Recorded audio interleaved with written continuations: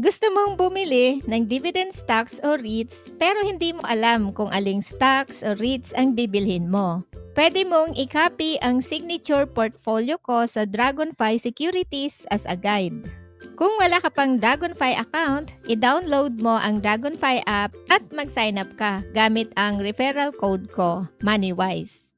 Log in to Dragonfly account and go to Signature Portfolios.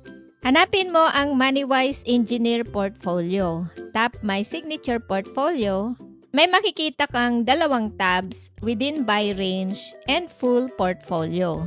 Dito sa Within Buy Range, makikita mo rito ang stocks o REITs na pasok sa buy below price ko. Ibig sabihin, undervalued pa sila sa ngayon. So, magandang bumili habang undervalued ang mga stocks na ito.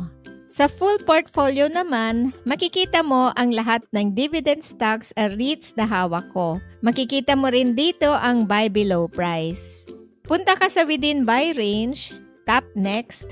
Piliin mo ang stock o stocks na gusto mong bilhin.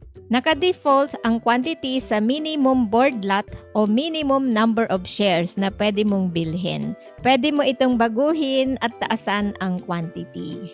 And then tap Next. Your order is valid for the day. And then tap Confirm. Kapag nag-match ang order mo, agad itong makukomplete. Ganun lang kasimple.